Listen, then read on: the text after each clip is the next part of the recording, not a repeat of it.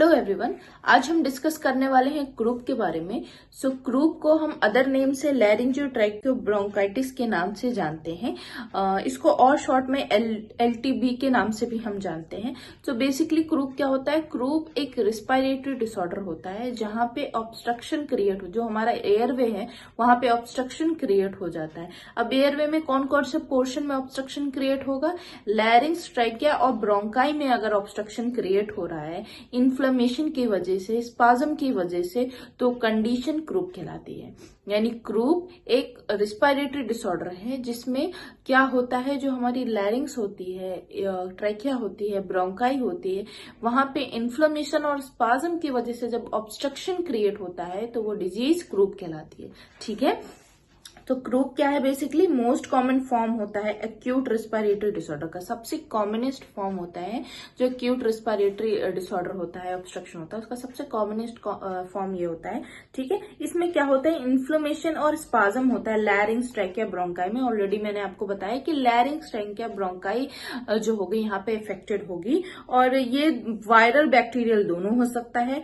अगर most commonly during early childhood में ये ज्यादातर आमतौर पे हमें देखने को मिलता है, बट ऐसा कंपल्सरी नहीं है कि सिर्फ अर्ली चाइल्डहुड में ही होगा, ये एडवांस एज में भी देखने को मिल सकता है। ठीक है, और जो मैंने आपको बताया कि बैक्टीरियल भी हो सकता है, तो बैक्टीरियल इन्फेक्शन जो लैरिंग्स का होता है उसे हम फॉल्स क्रूप भी बोलते हैं। ठीक है, यानी फॉल्स क्रूप क्या होता है? अगर इस नाम से क्वेश्चन आ जाए तो आप वहां पे बैक्टीरियल क्रूप के बारे में लिखेंगे कि बैक्टीरिया से होने वाला इन्फेक्शन, इन्फ्लेमेशन को हम फॉल्स क्रूप बोलते हैं। ठीक है, एक बार हम डायग्राम को देख लेते हैं।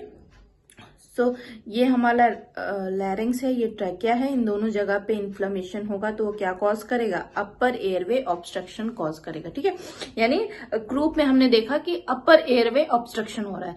अपर एयरवे ऑब्स्ट्रक्शन हो रहा है तो और क्या क्या एसोसिएटेड सिम्टम दिखाई देंगे? यहाँ पे ब्रीथिंग डिफिकल्टी हो सकती है पेशेंट को, और क्या हो सकता है? लेबर्ड रिस्पायरेशन हो सकता है, देन साइनोसिस हो सकता है, और क्या हो सकता है? यहाँ पे क्लब्ड फिंगर देखने को मिल सकता है, और भी रिलेटेड यहाँ पे एसोसिएटेड सिम्टम देखने को मिल सकता है। ओके, अब एक बार हम देख लेते हैं एटियोलॉजी, क्या क्या कॉजेस हो सकते हैं क्रूप के।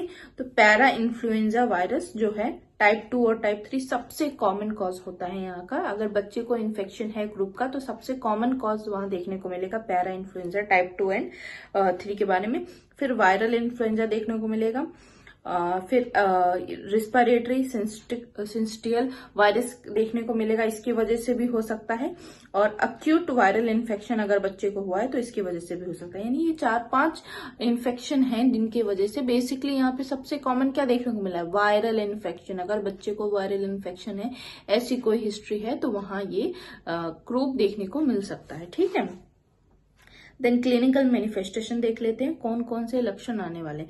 अच्छा, इसको हम प्रोग्रेसिव स्टेजेस में पढ़ने वाले हैं कि हर स्टेज में, इनिशियल स्टेज में, मॉडरेट स्टेज में और सीवियर स्टेज में कौन कौन से सिम्टम्स आने वाले हैं, तो हम सेग्रीगेट करके पढ़ने वाले हैं। इनिशियल स्टेज को हम माइल्ड स्टेज भी बोल सकते हैं। इसमें सबसे पहले हमें लो ग्रेड फीवर देखने को मिलेगा।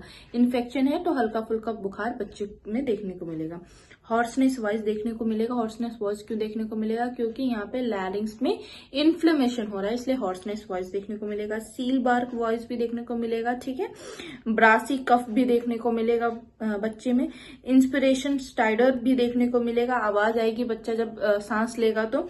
ठीक है, इरिटेबिलिटी देखने को मिलेगा। ठीक है, यहाँ पे इरिटेबिलिटी क्यों? डिजीज कंडीशन से रिलेटेड इरिटेबिलिटी देखने को मिलेगा। यहाँ पे और क्या हो सकता है? क्योंकि पेन हो सकता है इन्फ्लेमेशन की वजह से, इसलिए बच्चा इरिटेबल देखने को मिल सकता है। एक्सेसिव क्राइंग भी हो सकती है बच्चे के यहाँ पे। बच्चे में रेस्टलेसनेस होगी, क्यों? क्योंकि यहाँ पे जो ब्रीथिंग नीड है, रिस्पायरेटरी नीड है, वो फुलफिल नहीं हो पाएगी, इसलिए रेस्टलेसनेस देखने को मिलेगा।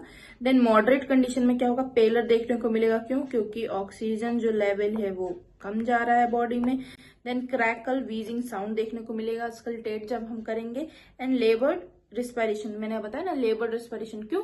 क्योंकि जो रिस्पायरेटरी मसल्स हैं वो और फोर्सफुली वर्क करेंगे ताकि जो हमारी बॉडी की ऑक्सीजन डिमांड है वो फुलफिल हो पाए, इसलिए लेबर्ड यहाँ पे रिस्पायरेशन देखने को मिलेगा। देन सीवियर कंडीशन में क्या होगा? इंटरमीडिएट टू कंसिस्टेंट साइनोसिस देखने को मिलेगी। ठीक है। साइनोसिस यहाँ पे होगा, मैंने बताया आपको। एपनिक एपिसोड भी देखने को मिल सकते हैं यहाँ बच्चे में। And cessation of breathing, breathing stop भी हो सकती है, ये भी देखने को मिलेगा। ठीक है, तो ये हमारे सिम्टम्स थे। माइल्ड टू सीवियर कौन कौन से सिम्टम्स आ सकते हैं। ठीक है, उसके बाद अगर हमें रूल आउट करना हो कि बच्चे को क्रूप हुआ है तो कैसे करेंगे, based on clinical finding. Clinical finding में जो हम फिजिकल एग्जामिनेशन करेंगे उससे हम पता कर लेंगे, जैसे बार्किंग कफ हो रहा है, स्टाइडर हो रहा है, हॉर्सनेसनेस हो रहा है, तो इससे हम रूल आउट कर सकते हैं। प्लस हम अदर में रेडियोलॉजिकल एग्जामिनेशन में एक्सरे कर सकते हैं नेक और चेस्ट का, कि कोई इन्फ्लेमेशन है तो उसे हम रूल आउट करें। ठीक है, उसके बाद हम मैनेजमेंट देख लेते हैं, क्या मैनेजमेंट होगा। तो मैनेजमेंट में सबसे पहले क्या करेंगे, प्रायोरिटी मेंटेन करेंगे हम, क्या, पोटेंट एयरवे। पोटेंट एयरवे मतलब जो पेटेंसी है एयरवे की वो मेंटेन करेंगे। ह्यूमिडिफाइड ऑक्सीजन हम वाया कूल मिस्ट देंगे। ठीक है, cool air with mist tent देंगे हम, जो भी ऑक्सीजन सप्लाई हम कर रहे हैं ह्यूमिडिफाइड ऑक्सीजन हमें देना है। रिमेंबर ह्यूमिडिफाई मैंने यहाँ पे क्यों मेंशन किया है, ड्राई ऑक्सीजन कभी भी हम नहीं देते, इन जनरल भी हम नहीं प्रोवाइड करते हैं, और ऐसे पेशेंट में तो हमें खासकर नहीं देना है। क्यों, क्योंकि ड्राई ऑक्सीजन अगर जाएगी एयरवे में तो एयरवे को वो और डैमेज करेगी। ठीक है, और वहां पे इन्फ्लामेशन और इंजरी हो सकती है, इसलिए मैंने यहाँ पे ह्यूमिडिफाइड ऑक्सीजन लिखा हुआ है। देन रिस्पिरेटरी स्टेटस को हमें हमेशा चेक करते रहना है कि ऐसा ना हो कि अपनिया वगैरह पेशेंट को हो जाए, तो ये सारे स्टेटस को हम चेक करते रहेंगे। और पल्स ऑक्सीमेट्री भी हम यहाँ करते रहेंगे ताकि हमें ऑक्सीजन सेचुरेशन के बारे में पता लगते रहे। और बेड रेस्ट देंगे विद हेड एलिवेटेड, हेड को एलिवेट करके बेड रेस्ट प्रोवाइड करवाएंगे पेशेंट को। और पेशेंट को हम आइसोलेट करेंगे, एंटीबायोटिक्स देंगे, एनाल्जेसिक देंगे, non steroidal anti inflammatory drug देंगे, और कफ की जो मेडिसिन है वो देंगे। अगर कफ का प्रोडक्शन हो रहा है तो कफ को बाहर निकालने के लिए हम नेबुलाइज भी करवा सकते हैं पेशेंट को, ताकि कफ की वजह से और ऑब्स्ट्रक्शन ना क्रिएट हो। क्योंकि इसमें क्या होता है कि ऑलरेडी एयरवे में कैसा हो रहा है, एयरवे इन्फ्लेम्ड है, वहां पे इन्फ्लेमेशन हो रहा है, तो वो पार्शियली ऑलरेडी ब्लॉक कर चुका है एयरवे को। तो एयरवे ब्लॉक है और कफ ऑलरेडी उसमें फिल हो जाएगा, तो क्या हो जाएगा, कंप्लीट ब्लॉकेज हो जाएगा। तो उसको क्लियर करने के लिए हम नेबुलाइज भी करवा सकते हैं पेशेंट को।